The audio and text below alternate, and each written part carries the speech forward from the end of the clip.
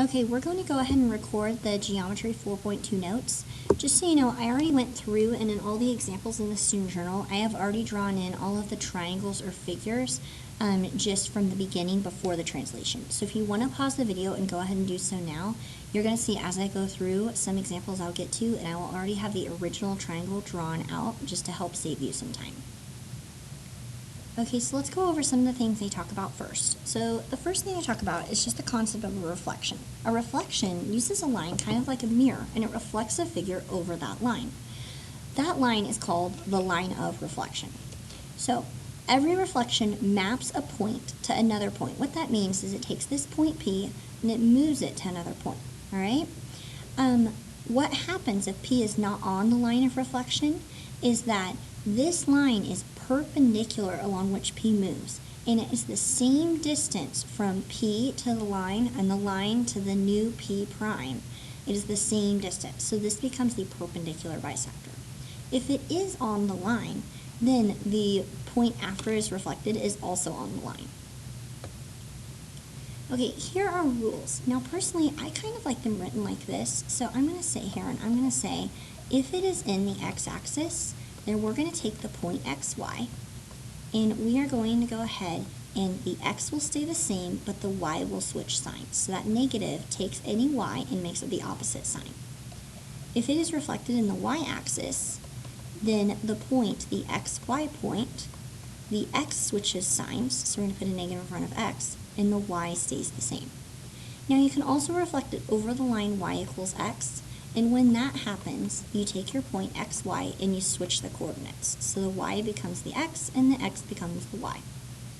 If you reflect it over the line y equals negative x, then the point not only switches places, but also it is opposite signs. So you change the sign and you switch places. So it looks something like this. Okay, so I would suggest you take a minute just to write those down in your student journal if you prefer it that way. That is not a problem. But if you don't mind it with the A's and the B's, then you could also leave it like that. So we are going to use these rules to basically do just about every problem in our student journal on today's lesson. In your notes, it also says the reflection is a rigid motion. Just remember that when it's a rigid motion, it means it doesn't change size or shape. It moves, but its area stays the same, its perimeter stays the same, all of the angle measures and all of the side lengths, none of that changes. It doesn't enlarge, stretch, or change shape at all. Alright, so here's the extra practice on page 100. So you should be in your student journal. Like I said, I went ahead and drew the original triangles here, but if you want to go ahead and pause and draw them so you're in the same place, that is not a problem. Number 1 says to take this triangle ABC and reflect it across the y-axis. So your y-axis is right here. So when we reflect it, we can either count our points. We know this is 1 away, so A prime is going to be 1 away right here. We know B is 2 boxes away. Technically, each box represents 2, so we'd say it is 4 away. So it would be 4 away directly across. This would be B prime. And then we could do that C is 3 away, so we'd go 3 away, which is a box and a half, because keep in mind I'm going by units of 2. So now, that's one way to do it. Another way we can do it is using our rules. So let's try this one over the x-axis by using the rules that we wrote down previously in our notes. So the rule for the x-axis was that we would take the point xy, and the x would stay the same, but the y would change signs. So if you think about the point A is at the point 0, 2. So A prime, the x is going to stay the same, so it's still 0, but the y will change signs. So A prime is now at 0, negative 2. B is at the point 4, 5. So remember the x stays the same, so it's still 4, and the y changed signs, so it becomes 4, negative 5. And then same thing with C. C was 5, 2, so now the x is going to go ahead and stay at 5, and the y is going to become negative 2. And so we have over 5, down 2, and this is C prime. Alright, now we're going to talk about reflecting over lines that are not in the x-axis or the y-axis. So this is the line y equals 1. Y equals 1 is going to be a horizontal line at 1. Now keep in mind, on all of these, up here I have gone by 2s, and I should really have these marked just so that we know. It would be probably a good idea to mark in your student journal. On this one, if you looked at where I graphed the points, I went ahead and also went by 2s. I had room to go by 1s, but I just chose to go by 2s to be consistent. So this is going by a scale of 2. So the line y equals 1 is going to be horizontal, and it's going to go through 1. So it's going to be right here. Now on this one, there's not a rule, so you basically just have to count. So the A is going to be the equivalent of 1 box away or 2 units away, so you're going to go 2 units away up here. This is A prime. The C is going to be half a box, another box, and another half. So a total of 2 boxes away. So we go 1 box, 2 box away, or the equivalent of 4 units. So that's C prime. B is a box and a half away, so we go box and a half on the other side, and that is B prime. And if you look at it, other than my kind of iffy lines right here, it's still very much the same size and the same shape. It is just reflected over.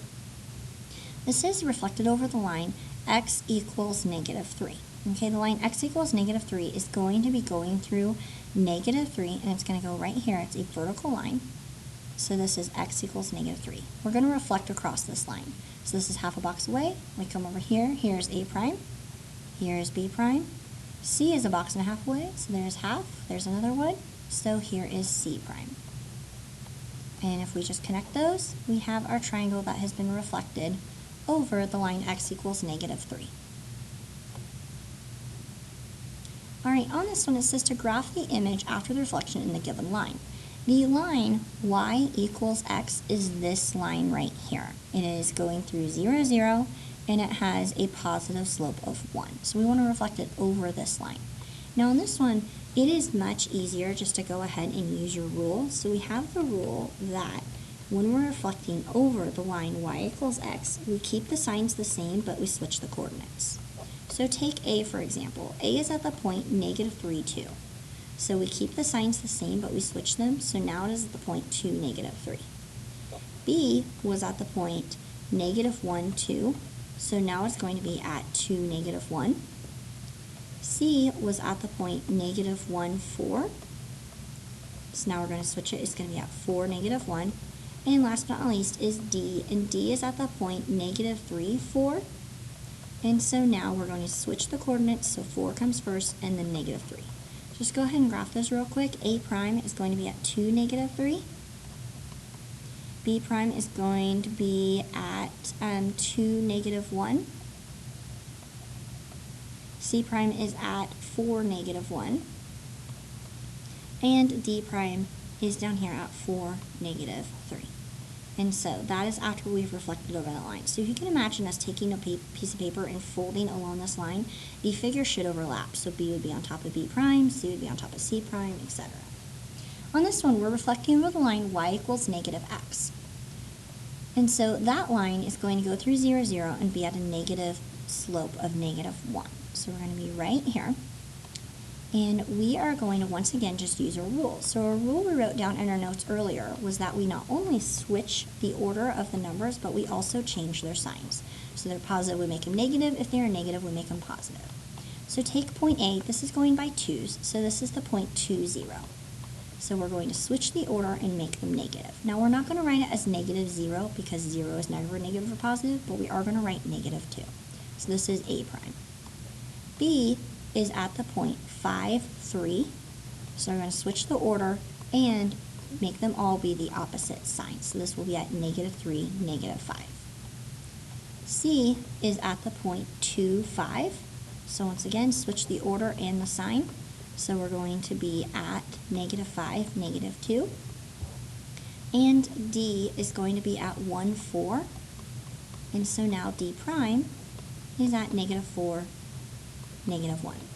So go ahead and graph these. 0, -2 is going to be right here. That's A prime. -3, -5. Keep in mind we're going by 2's. So that's B prime.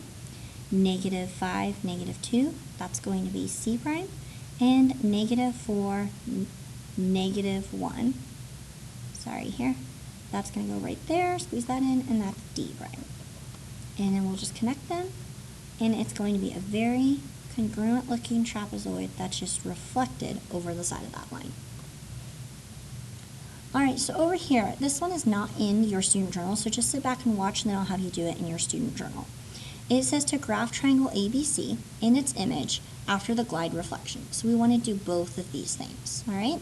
So first we're going to translate it, and then we are going to move it, reflect it across the x-axis. So if we want to do this, personally, I like to just set it up kind of in a table format almost, where I do the math and I only graph the the third triangle. I usually don't graph the second one. You're more than welcome to. So first I'm going to do the translation, x minus 12, y. So you plug in the x value. 3 minus 12 is going to be negative 9. Y is going to stay the same. So there's a prime. 6 minus 12 is negative 6. Y is going to stay the same. And 7 minus 12 is negative 5. Y is going to stay the same. So that's basically a prime, b prime, c prime. So that's your second triangle. Your third triangle, we now have to reflect in the x-axis. Keep in mind that in the x-axis, what we do is we keep the points in the same order, but we change the sign of the y value. So we still have negative 9, but then we make the 2 negative. We still have negative 6, but we make the 3 negative because it was positive. We have negative 5, negative 1. So this is the final triangle after it has been slid to the left 12 units and then reflected back over the x-axis. So just to show you real quick, here is the second triangle. It is negative 9, 2. And so here's after just the slide. So it should look extremely similar. But of course it has moved to the left 12 units, and it looks like this. Now that's just the second one, that's not our final answer. So what our final answer would be these points right here. This is going to be a double prime, meaning it has been changed twice, and b double prime and c double prime. So we're going to go ahead and graph this, and so it's reflecting over the x-axis, which is this line right here. So it's going to come down here and be at negative 9, negative 2, negative 6, negative 3, and negative 5, negative 1. And so that has now slid to the left 12 units and then also been reflected. It is still the exact same size and the exact same shape, because if you do two rigid motions, they're still a rigid motion. So a translation is a rigid motion, same size, same shape, nothing changed. A reflection is a rigid motion, so when you do them together, it is still rigid. All right, go ahead and pause this video and complete number 7 and number 8 in your student journal. Then after you do it, watch the video and make sure you got the answers right. Also be sure that as you're having questions, write them down on a Post-it note or in your student journal, and be sure to ask me when you come back to class. Alright, so on this one, I'm going to sit here and I'm going to take J, K, and L, and I'm just going to follow the rules, and I'm going to graph the final one. You're more than welcome to graph all three, but I personally am just going to graph the final after both moves. So the translation is going to be x minus 6, y minus 1.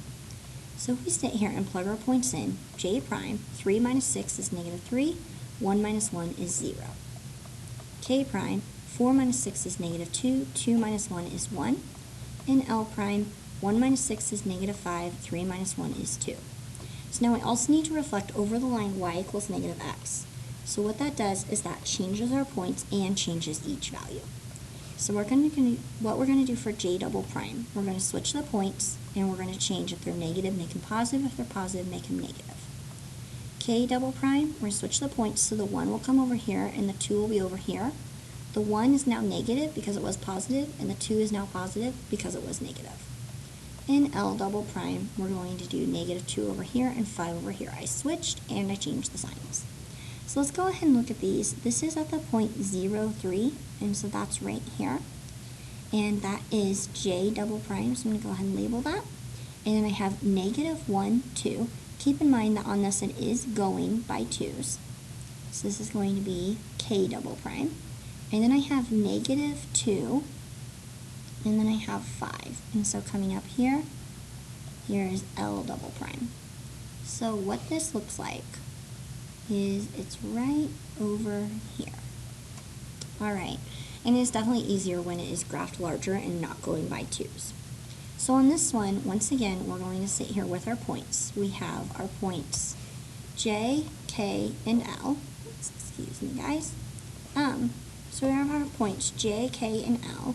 So I'm just going to steal these over here, and we're going to rewrite them. So the point 3, 1, we're going to change with the translation, and then we're going to go ahead and do the reflection. Now on this one, you can do it in your head mathematically, but I probably am just going to go ahead and draw it out so everyone can see it. So we are going to shift this down 4. So the x stays the same, and the 1 minus 4 is negative 3. The x stays the same, 2 minus 4 is negative 2, and the L stays the same, 3 minus 4 is negative 1. So I'm going to go ahead and graph these, and I get 3, negative 3, it's right there. Then I get 4, negative 2, which is right there. And I get 1, negative 1, which is right there. So it just took this triangle and it shifted it down 4 units. Now it wants me to reflect in the line x equals 1. The line x equals 1 is right here. It is a vertical line going through 1. That point really should be on it right there. So this reflects over. Because the point's on the line, it stays right there. This point is 3 units off the line, okay, which is about a box and a half. So it comes over here. This is 1 unit. I'm sorry, 1 box, which is 2 units. So it comes right over here. And we just count over. So the distance from this point to the line is the same as the line to its original point. And this triangle right here is going to be my final answer. So that would be my new triangle after the changes. All right, lines of symmetry. These are all hexagons. They're all different types. So they all have different numbers of lines of symmetry. So a line of symmetry is where you can cut through it, and when you fold it in half, it will overlap onto itself perfectly. So right here, this line, it's not quite showing up. Let me send this to the back real quick. Okay, so if I send this to the back, sorry guys, or not. So if we draw the line over this, I'll do my best to kind of throw a straight line on top of that. If we draw the line over this, where this line's going through, it will fold in half and all the sides will perfectly overlap. Same thing if I go straight down here. So I would say that this has 2 lines of symmetry. Think about this line. If I throw a line going diagonally right here, it will not overlap perfectly. If you can imagine cutting out and folding it along that red line, it will not work. So don't count that one. On this one, once again, we have a horizontal line of symmetry, okay? We could also have one going through right here. Could have another one going through, sorry, not the straightest thing ever, right there. We could have it straight up and down. We could have it going through right here. And we could have it going through right here. So if you count those, we have 1, 2, 3, 4, 5, and 6 lines of symmetry. On this one, the only line of symmetry we have right here is a horizontal line of symmetry. And we don't have a vertical because if you can imagine it, this would not overlap on itself when it folds. All right, and last but not least, in your student journal on page 101, here's numbers 9 through 12. Look at them, pause the video, see if you can figure out how many lines of symmetry and what kind they would have. All right, on number 9, on this line of symmetry, if you look at it, many people initially think that it would have a line of symmetry going right through here because the O's would overlap. Some people look at that and feel like it would have it right here. Either way, none of this is going to overlap, so this has no line symmetry, which means there's no place that you can fold it and it will line up perfectly. Now, on wow, we can fold it right along here. It's a vertical line of symmetry, okay?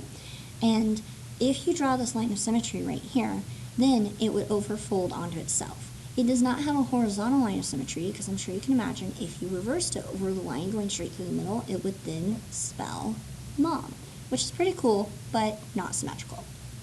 All right, on kid actually has a line of symmetry going right through the middle of it because if you folded it down, all of the points would match up. And that is also true on doc. It would have a line of symmetry going straight through the middle. All right, that is all the notes today. Please bring your questions to class and ask me on anything you have, and we will get our homework in the next class period.